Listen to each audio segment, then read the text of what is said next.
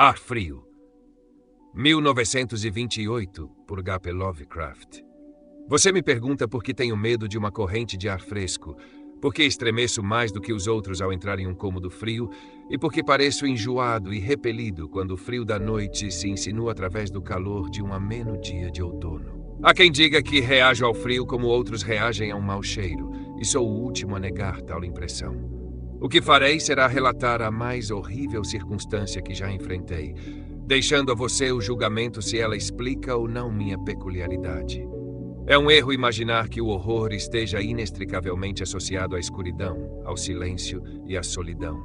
Eu o encontrei sob o brilho do meio-dia, no clangor de uma metrópole e no seio de uma pensão barata e comum, com uma senhoria prosaica e 2 homens corpulentos ao meu lado.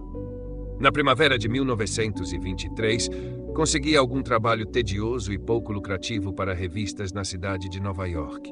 E, incapaz de pagar um aluguel substancial, comecei a vagar de uma pensão barata a outra em busca de um quarto que reunisse as qualidades de limpeza decente, mobiliário tolerável e preço muito razoável. Logo percebi que minha escolha seria apenas entre diferentes males. Mas, depois de algum tempo, encontrei uma casa na West 14th Street que me causou bem menos repulsa do que as outras que eu havia experimentado. O local era uma mansão de 4 andares feita de pedra marrom, aparentemente datada do final da década de 1840, adornada com trabalhos em madeira e mármore, cujo esplendor manchado e sujo denunciava sua decadência desde níveis mais elevados de opulência de bom gosto. Nos cômodos, grandes e altos, decorados com papel de parede absurdo e estuques de cornijas ridiculamente ornamentados, persistia um mofo deprimente e um leve cheiro de cozinhas às obscuras. Mas os pisos estavam limpos, a roupa de cama era toleravelmente trocada e a água quente não era fria ou desligada com muita frequência, de modo que passei a considerar o local pelo menos suportável para hibernar até que fosse possível viver novamente. A senhoria, uma mulher espanhola desgrenhada e quase barbuda chamada Herrero, não me importunava com fofocas nem com críticas à luz elétrica que eu deixava acesa até tarde no meu quarto de frente para o corredor do 3º andar. E os meus colegas de pensão eram tão quietos e reservados quanto eu poderia desejar, sendo em sua maioria espanhóis, ligeiramente acima do grau mais grosseiro e rude. Apenas o barulho dos bondes na rua abaixo era um incômodo sério. Eu já estava ali havia cerca de 3 semanas, quando o primeiro incidente estranho ocorreu. Uma noite, por volta das 8 horas, ouvi algo respingar no chão e, de repente, percebi que sentia há algum tempo o cheiro forte e pungente de amônia. Olhando ao redor, vi que o teto estava úmido e pingando. O vazamento parecia vir de um canto voltado para a rua. Ansioso para resolver o problema na origem, desci rapidamente ao porão para avisar a senhoria, e ela me garantiu que o problema seria logo resolvido. "Doutor Munhoz", exclamou ela, subindo apressadamente à minha frente, "ele derrubou seus químicos. Ele está doente demais para ser doutor de si mesmo, cada vez mais doente, mas não aceita a ajuda de outro. Ele é muito esquisito na sua doença. O dia inteiro toma banhos de cheiro engraçado e não pode se excitar nem se aquecer. Todo o serviço da casa ele mesmo faz. Seu quartinho está cheio de garrafas e máquinas e ele não trabalha como doutor. Mas já foi muito grande. Meu pai, em Barcelona, já ouviu falar dele e só agora mesmo consertou o braço do encanador que se machucou de repente. Ele nunca sai, só vai até o telhado e meu filho Esteban é quem leva comida, roupa lavada, remédios e químicos para ele. Meu Deus, o sal amoníaco que aquele homem usa para se manter frio. A senhora Herrero desapareceu escada acima rumo ao 4º andar e eu voltei para o meu quarto. O gotejamento de amônia cessou e enquanto eu limpava o que havia se espalhado e abria a janela para renovar o ar, ouvi os passos pesados da senhoria acima de mim. O Dr. Munhoz eu nunca ouvira, salvo por certos sons semelhantes aos de algum mecanismo movido a gasolina, já que seus passos eram suaves e gentis.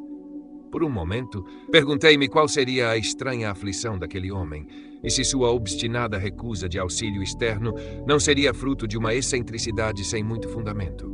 Reflito, com banalidade, que há uma infinidade de tristeza no estado de uma pessoa eminente que desceu na vida. Eu talvez jamais tivesse conhecido o Dr. Munhoz, não fosse pelo ataque cardíaco que me acometeu certa manhã, enquanto eu escrevia em meu quarto. Os médicos já haviam me alertado sobre o perigo dessas crises, e eu sabia que não havia tempo a perder. Então, lembrando o que a senhoria dissera sobre o auxílio que o inválido prestara ao operário ferido, arrastei-me escada acima e bati, com extrema fraqueza, na porta acima da minha.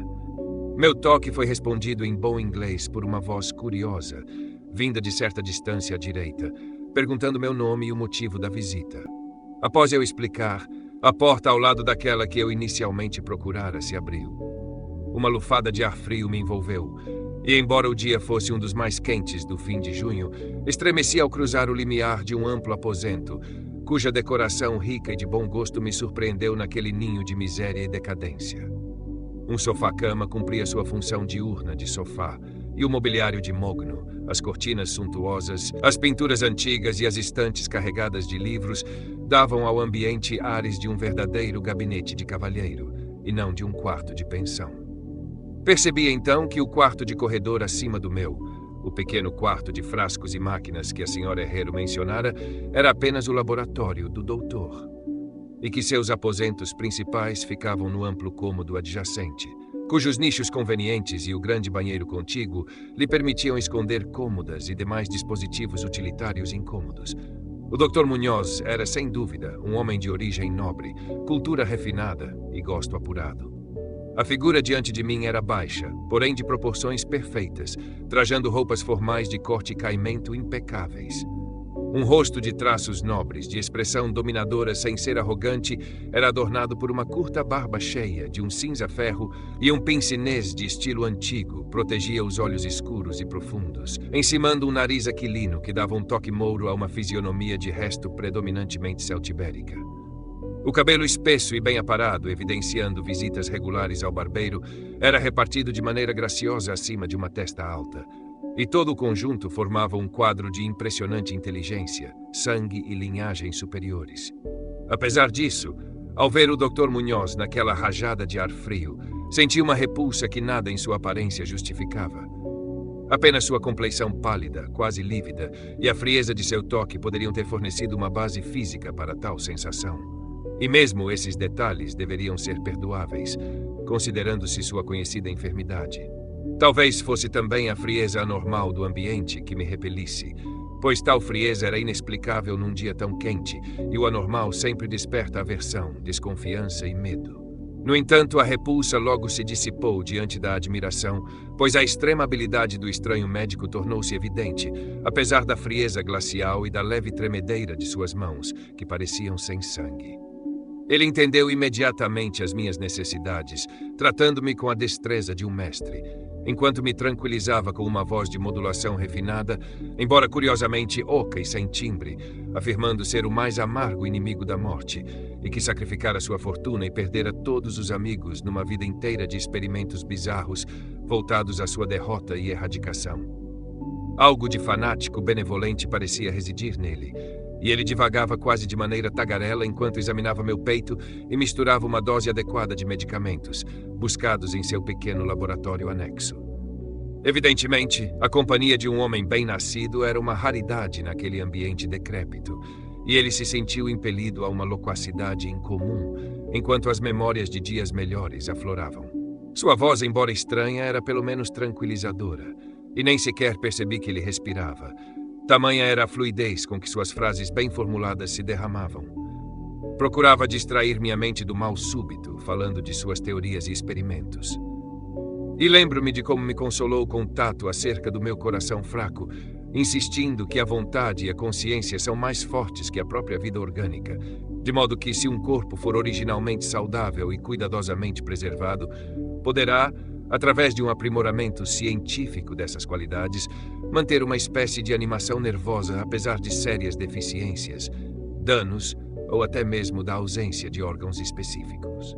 Disse meio em tom de brincadeira que talvez um dia me ensinasse a viver, ou ao menos a manter algum tipo de existência consciente, sem coração algum.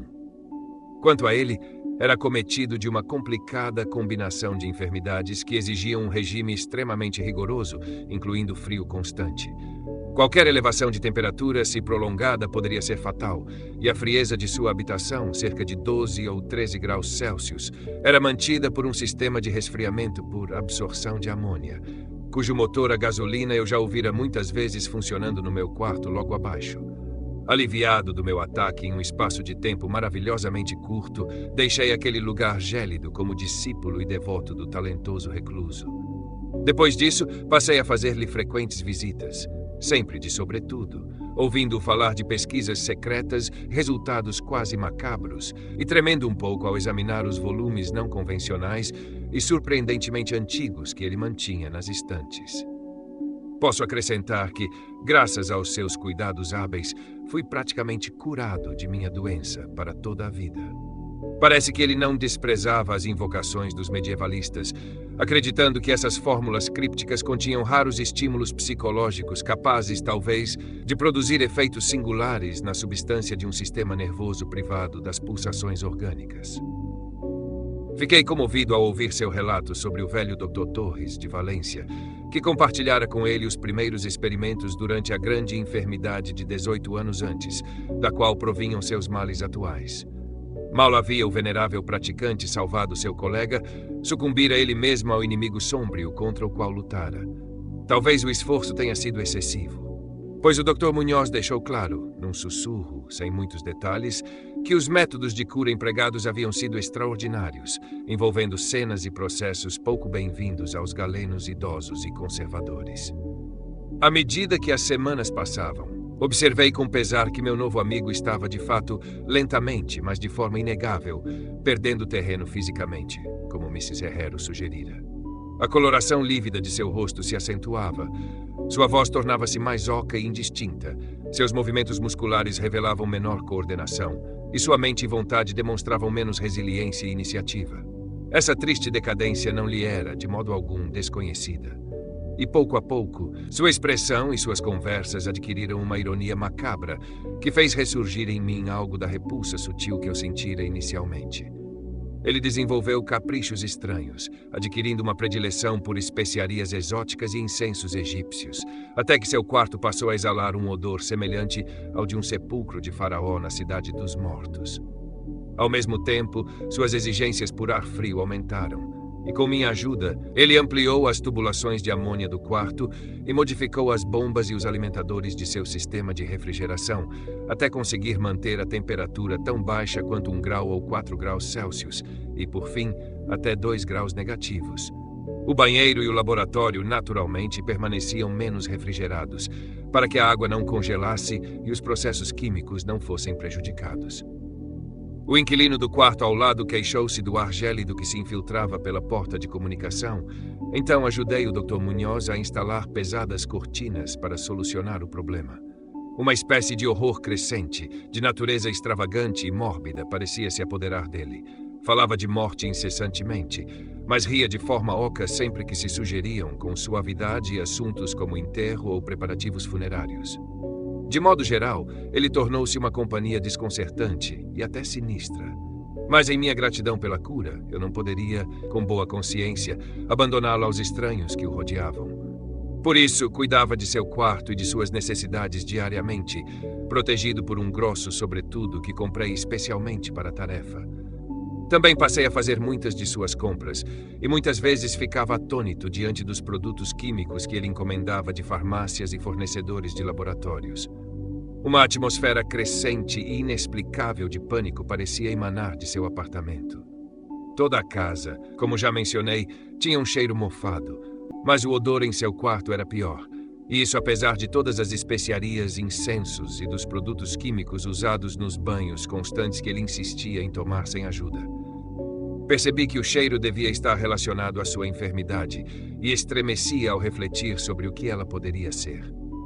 Mrs. Herrero fazia o sinal da cruz sempre que olhava para ele e acabou por entregá-lo totalmente a mim, recusando-se até a deixar seu filho Esteban continuar a fazer pequenos serviços para ele.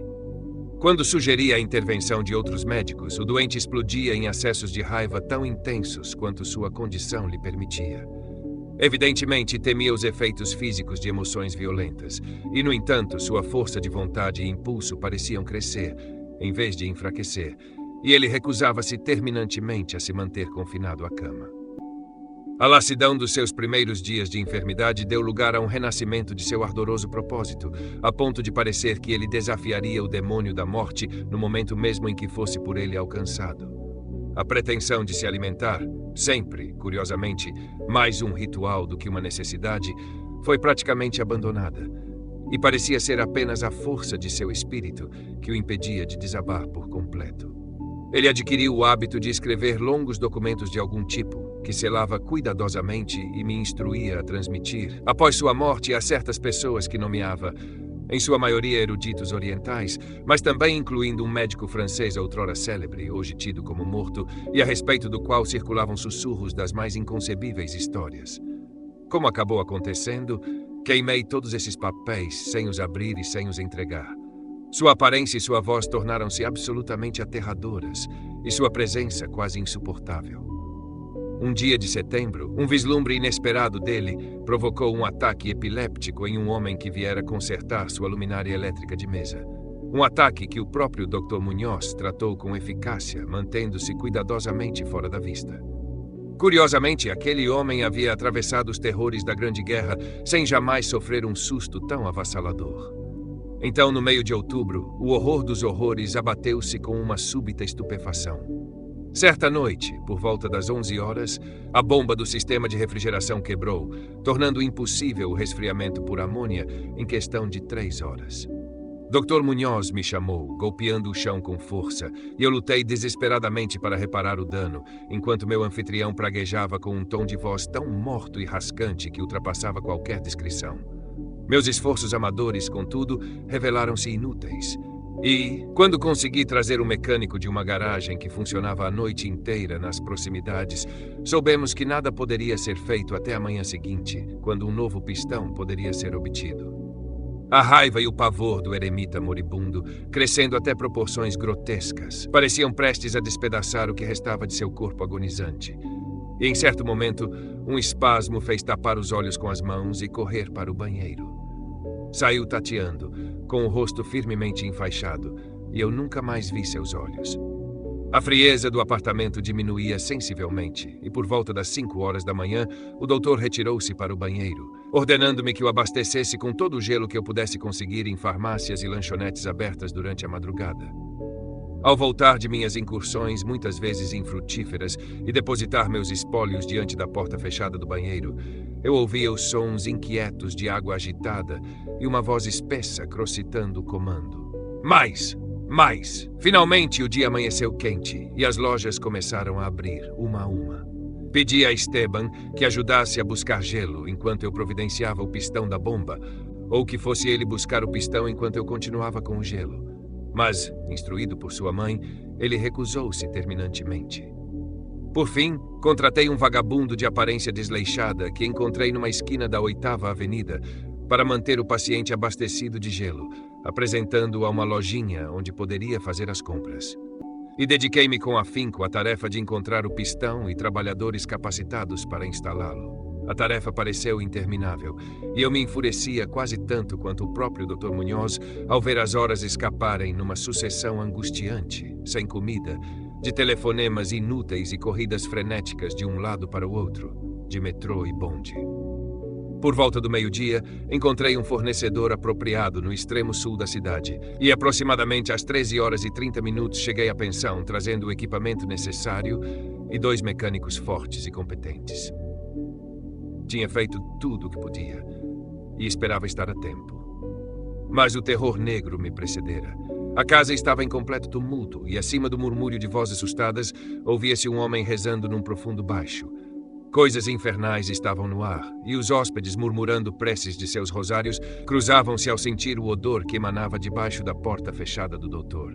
O vagabundo que eu havia contratado soube depois fugira gritando, com olhos loucos, logo após sua segunda entrega de gelo, talvez resultado de uma curiosidade excessiva. Ele certamente não trancara a porta ao sair, contudo, agora ela estava fechada, presumivelmente por dentro. Nenhum som vinha do interior, exceto um tipo de gotejamento espesso e indescritível. Após breve consulta com Missel, Herrero e os operários, apesar do medo que me roía a alma, sugeri que arrombássemos a porta, mas a senhoria encontrou um modo de girar a chave pelo lado de fora, usando um arame. Já havíamos aberto todas as portas dos quartos daquele corredor e escancarado todas as janelas. Agora, protegendo o rosto com lenços, invadimos trêmulos o maldito quarto sul, que ardia sob o sol quente do início da tarde. Uma trilha escura e viscosa levava da porta aberta do banheiro até a porta do corredor e daí até a escrivaninha, onde um pequeno e terrível poço de líquido se formara. Algo fora rabiscado ali a lápis, com uma mão horrivelmente trêmula em um pedaço de papel imundo, como se tivesse sido traçado pelas próprias garras que o mancharam. Depois, a trilha levava até o divã e ali terminava de forma indizível.